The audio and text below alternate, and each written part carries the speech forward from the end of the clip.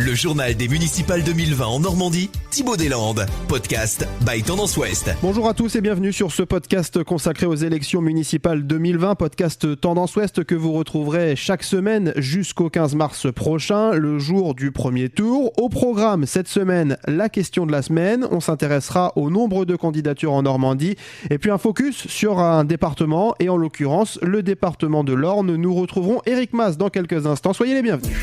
Podcast by Tendance Ouest. Et on commence avec la question de la semaine. Y a-t-il plus ou moins de listes en 2020 par rapport à la dernière élection municipale en 2014 ?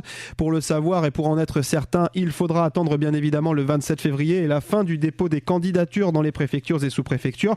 Mais la température que nous avons réussi à prendre dans les plus grandes villes de la région nous montre qu'il n'y a pas moins de candidatures cette année. Par exemple, à Rouen, il y en a même plus. 9 listes contre 8 la dernière fois. À Caen, on est sur les mêmes données. 7 listes en 2014. Il y en a 7 pour l'instant sur la ligne de départ, mais pas sûr, encore une fois, qu'elles soient toutes là après le 27 février.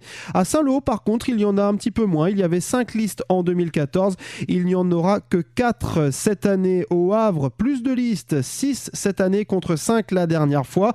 À Évreux, moins de listes, 8 la dernière fois en 2014 et 7 cette année. Enfin, un dernier exemple, et alors celui-ci il est frappant, à Alençon où il y avait 3 listes la dernière fois, il y en a 6 cette fois-ci sur la ligne de départ. Donc vous l'avez compris, en ce qui concerne les principales villes de notre région, la tendance est au moins au maintien, voire à la hausse du nombre de candidatures.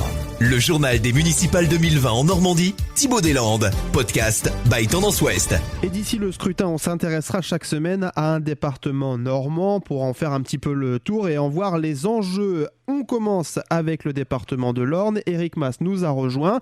Éric, dans le département de l'Orne, il y a des endroits, clairement, on va pas faire semblant, où c'est quasiment joué.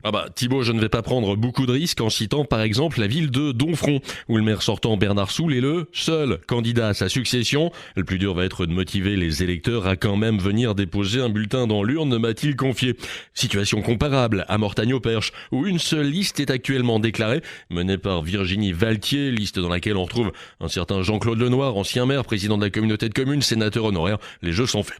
À l'Aigle, sans trop de suspense, Philippe Van Horn, largement soutenu par l'ancienne maire et actuelle députée Les Républicains, Véronique Louwagie, devrait lui aussi conserver son siège. Face à lui, l'éternel Serge Delavallée, élu depuis 1995, seul rescapé des anciennes équipes municipales de gauche, qui n'a absolument pas démérité, notamment pour son action au développement culturel touristique, mais suffisant pour déboulonner la droite qui est en place, permettez-moi d'en douter.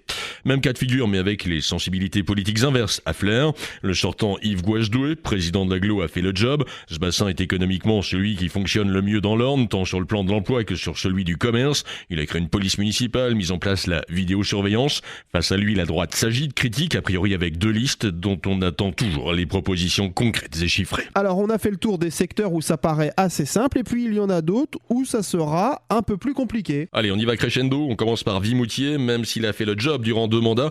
Ne serait-ce pas la candidature de trop pour le maire sortant? Guy Romain est candidat donc à un 3e mandat alors qu'il est en pleine forme, mais quand même âgé de 75 ans, s'en ferait 81 en fin de mandat. Pas facile d'incarner le renouveau, le futur. Face à lui, Sébastien Gourdel, conseiller municipal depuis 2014 dans l'opposition, mais seulement âgé de 43 ans.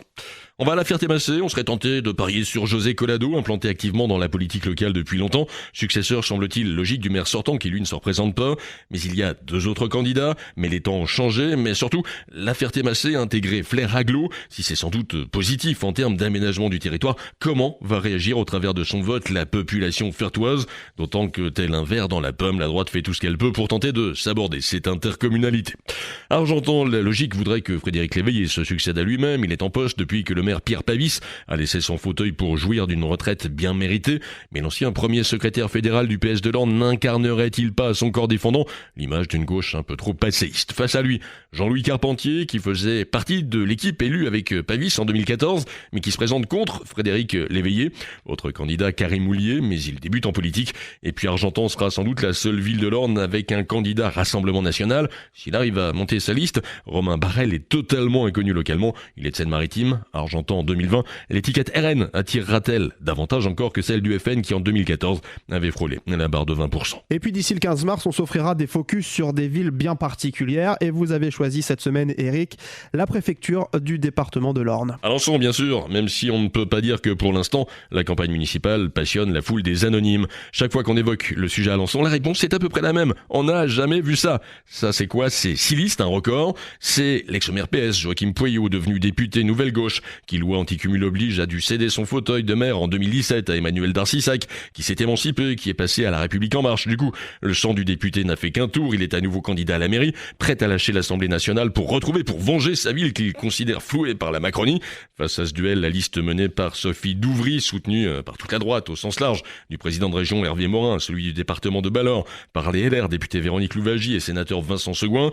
Autre liste, celle de la gauche unie, écolo, communiste, Pôle citoyen, Génération S, c'est Benoît Hamon, pour ceux qui s'en souviennent, et une liste sans étiquette, enfin, menée par Olivier Toussaint, pleine de fraîcheur et de bonne volonté, mais sans aucune expérience de la gestion d'une ville.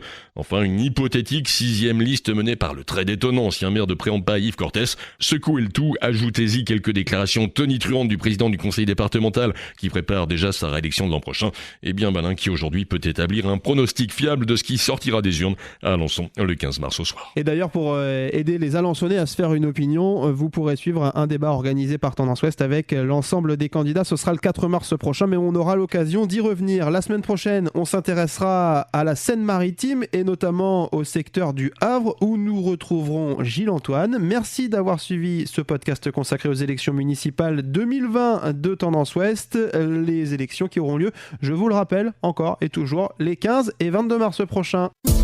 Podcast by Tendance Ouest.